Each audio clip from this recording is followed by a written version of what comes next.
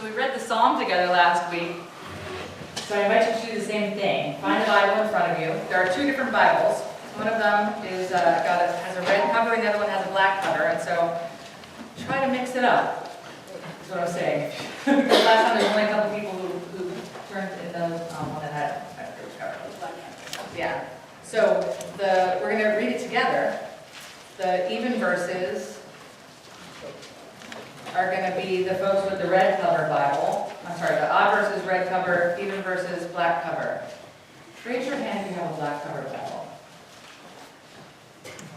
Come on. Some people over here grab a black cover Bible.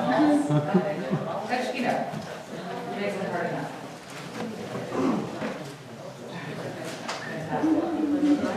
Black cover even? Black cover. Yeah. Black cover even, red cover odd.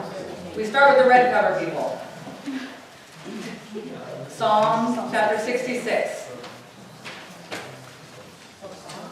Psalms. Just wait for, I heard pages turning. We're gonna all be patient, right? Reading the Bible together is a great thing. Psalm 66. How about this? All right, let's start with verse number 1 for the red covered people. Make a joyful noise to God, all the earth. Sing the glory of His name. Give to Him glorious praise. Say to God, how terrible are thy deeds. So great is thy power that thy enemies cringe before thee. All the earth bows down to you. They sing praise to you. They sing praise to your name. Come and see what God has done. He is terrible in His deeds among men. He turned the sea into dry land. They passed through the river on foot. Come, let us rejoice in Him. Who rules by His might forever, whose eyes keep watch on the nations. Let not the rebellious exalt themselves. Praise our God, O peoples. Let the sound of His praise be heard. Who has kept us among the living, and has not let our feet slip. For you, O God, tested us. You refined us like silver. Thou didst bring us into the net. Thou didst lay affliction on our loins. You let men ride over our heads. We went through fire and water, but you brought us to a place of abundance. I will come into thy house with burnt offerings. I will pay thee my vows. Vows my lips promised and my mouth spoke when I was in trouble. I will offer to thee burnt offerings of fatlings, with the smoke of the sacrifice of rams. I will make an offering of bulls and goats. Come and listen, all you who fear God. Let me tell you what He has done for me. I cried aloud to Him, and He was extolled with my tongue. If I had cherished Sin in my heart, the Lord would not have listened. But truly God has listened. He has given heed to the voice of my prayer. Praise be to God, who has not rejected my prayer or withheld His love from me.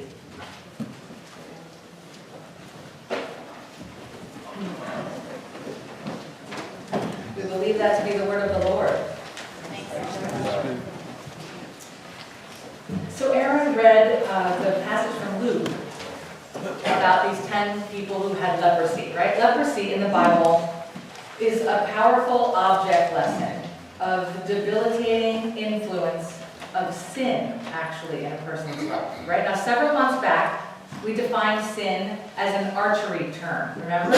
It's used when we miss a target. So the word sin is the word that describes aiming at something and missing it. That's what sin means. So then the story is about 10 people who had missed the mark. They aimed at something, but they missed. 10 people were trying to be the person that they were meant to be, in body, in mind, in spirit, in their relationships, in society, and they were not quite living up to what they were meant to be. We try. Life is difficult. Sometimes we get sick physically. Sometimes we cannot control our thought life. Sometimes we work ourselves into a frenzy emotionally over our troubles. Sometimes our relationships fail or they break down. Sometimes our jobs don't work out. Leprosy in the Bible can be seen as representing all that removes us from ourselves, from one another, and from God. Now, we don't believe that any of these things keep us from God. God is always there. But the truth is, often when we experience trouble, the trouble keeps us from God. It doesn't keep God from us. But it puts a barrier between how we relate to God. Sometimes more than others, right? Sometimes that's true, sometimes not. Sometimes we're fine with God. But sometimes troubles seem to bear us down. And then we wonder, where is God, right? There's a disconnect, creates a disconnect. And so if we think about this separation, right, not on a personal level, but on a spiritual level, right? Now, instead of personally, let's think about it as us, the body of Christ, right? Then what about how troubles in the world often keep us away from one another, right? These 10 lepers had actually been shunned from their community. They had to live outside, away from others. They were not allowed to go to the temple. They were considered unclean. Before we think that that seems really harsh, people who are suffering in our culture today often have felt shunned and unwelcome by the people of God, by the church. How often do we find churches that are not accessible to those who are disabled or have a hard time? Or how often can we imagine churches that aren't comfortable with people who have disabilities, physical, mental, emotional, right? It's taken until just recently that our society as a whole will even talk about mental illness, but there's still a rather serious stigma around it, right? So we as the church and as our society as a whole, we still struggle. We have this communal sin, right, when it comes to accepting and welcoming others exactly as they are. Suffering is messy, right? Life is messy. And it's enough to deal with my own suffering, right? Our own personal mess, right? But to deal with the mess of others is really hard work, right? So we've got these 10 people who, because of illness, were suffering financially, socially, relationally, spiritually. That's the picture. And they see Jesus coming down the street and they ask him for compassion, right? What did your Bible say? It said something different, but it was the same thing. Think kindly of us, kind of thing, right? They didn't ask for healing, is my point. They said have compassion on us. Feel sorry. Feel sorry for us. Yeah. They don't ask for healing, they ask for compassion. These are the people that we often don't want to look at or don't think we have the energy to deal with right now. Right? Have I brought it home yet? Right? So this is like the friend who's always going through something, and we're just not sure how to listen one more time. Right? Or it's the person in our lives who struggles with depression. And if we wish, right? We wish that we could do something about it, but we can't. And so interacting with this person is so difficult, right? Because things are negative. It's down. I don't know what to do. I feel helpless. Right? Or it's the friend who can't keep a job. Right? Or who can't make enough money to keep their head over water. And it's consistent and always. And we're always having to help and listen and support and encourage. Or maybe the person is you. Because you're struggling. And you just don't know how to face it. So instead of facing yourself, you find a way to ignore it. You work a little more. You watch a little more television. You eat a little more. You drink a little more. Anything. Anything I just don't want to deal with me, because I can't deal with me. Those are the people who are asking for compassion. And so Jesus tells them, go to the temple, show yourself to the priest. What's the priest going to do? In Deuteronomy 24, part of the law, Jewish law, right? People are to follow the authority of the priests in all matters dealing with leprosy. So Jesus was just telling them to follow the law. You have leprosy, go see a priest. That's what the law tells you to do. Go do it, right? Do what you're supposed to do. Go see the priest.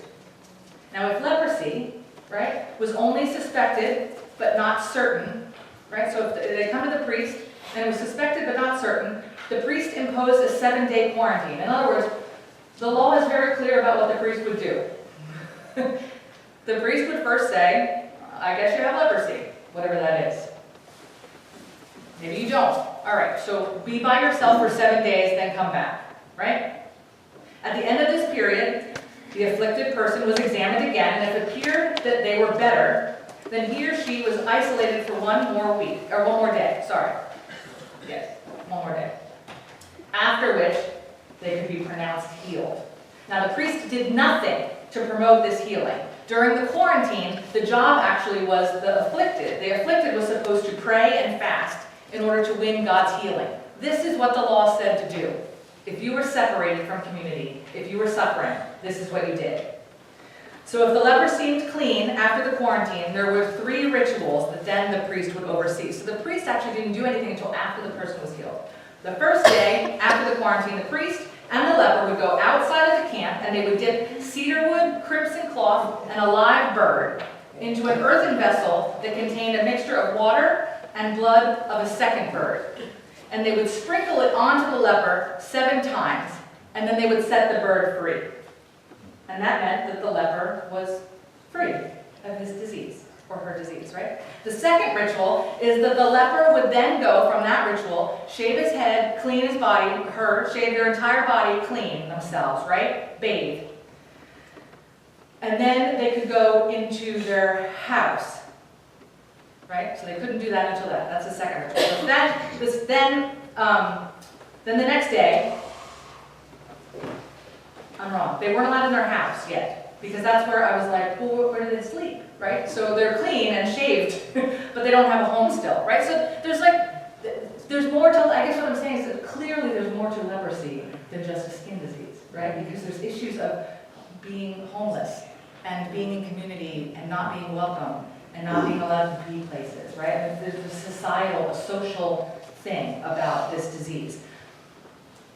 7 days later, not sure where the person lives during those 7 days, but not in his house, if he still had a house, because if he was a leper and he lived out of the shunk, he probably lost his house financially. So I don't know, the guy's homeless, the girl is homeless, but they're clean.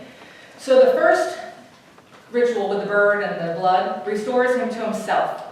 And then the second to his community, that's 7 days later. And then the third happens on the 8th day, and it's meant to restore him to God, right? On the 8th day, he brings to the sanctuary, again, he or she, brings to the sanctuary oil and sheep and a whole bunch of other objects for whole offerings and purification offerings, right? This seems so dry, but I'm totally fascinated by the rituals here, right?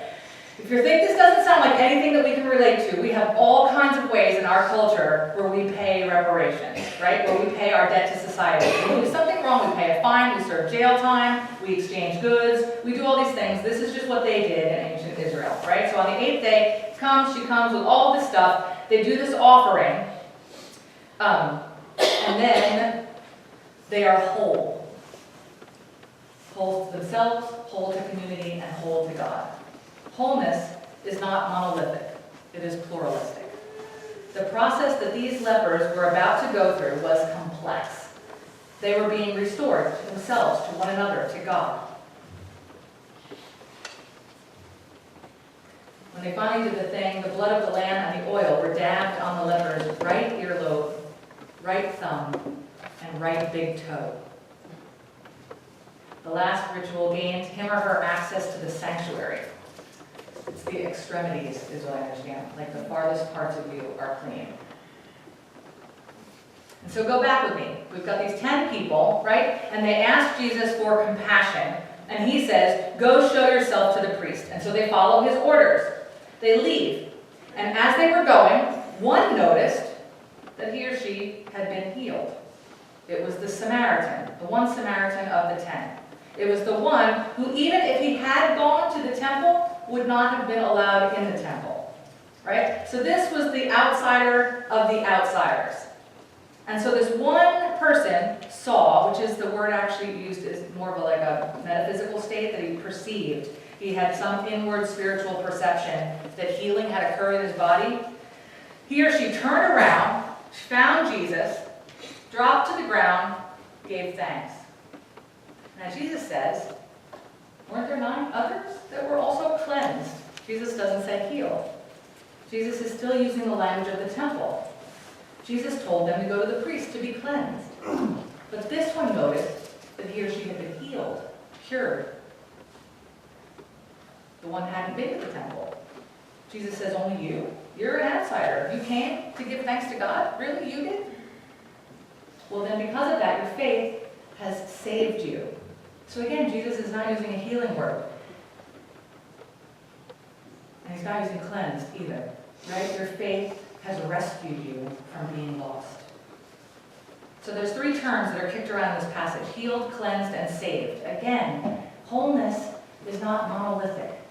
Wholeness is pluralistic, and I dare say that all of us are somewhere in the process of being made whole. In some way, we are in need of compassion. In some way, we are being healed. In some way, we are being cleansed. In some way, we are being saved. And so the man or the woman gets up. Try to picture it with me. They begin to walk away, right? And if it was me, I'd kind of walk away, but then I would turn back one more time, just to see him, right? Before I really left on my way. And so stop there with me.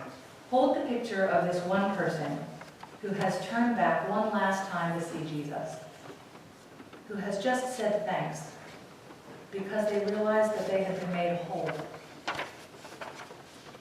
That same person who was just kneeling in gratitude. Now imagine that that person is you.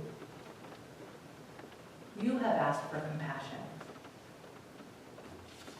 What area of your life are you in need of compassion? Is it physical, emotional, spiritual, mental, relational, financial?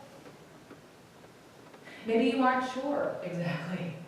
Maybe the act of compassion would actually allow you to see what area of your life you needed compassion. Because it's you at Jesus' feet.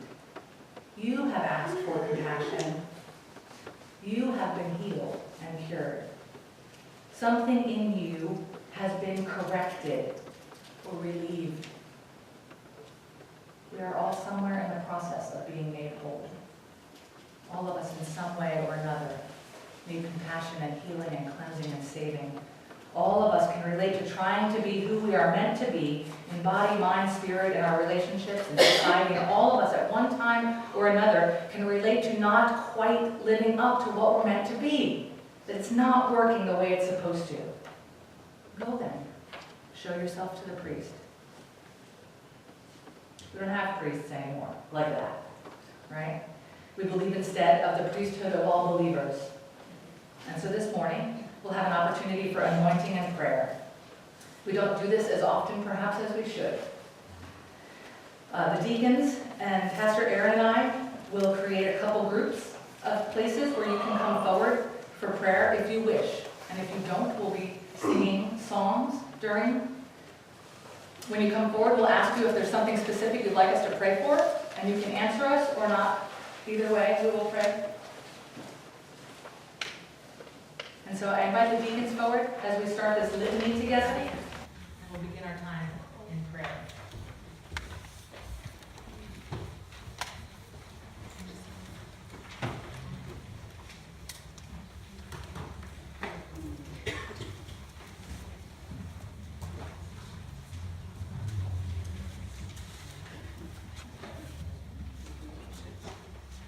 Stand with me, and we'll do the litany together.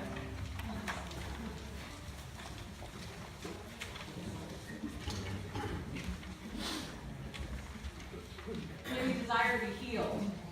May what is wounded in our lives be restored to good health. May we be receptive to the ways in which healing needs to happen. May we take good care of ourselves. May we extend compassion to all that hurts within our body, mind, and spirit. May we be patient with the time it takes to heal. May we be aware of the wonders of our body, mind, and spirit, and their amazing capacity to heal. May the skills of all those who care for us be used to the best of your ability. May we be open to receive from those who extend kindness kindness, care, and compassion to us. May we rest peacefully under the sheltering wings of divine love, trusting in gracious presence. May we find little moments of beauty and joy to sustain us. May we keep hope in our hearts. So I ask you to hold your hand over your heart and trust that the power of love and healing is here for you, within you, and through you. And imagine that same healing love going out to others who need it. And so I invite you to have a seat again. We'll begin singing. If you would like someone to come to pray for you, then please come forward.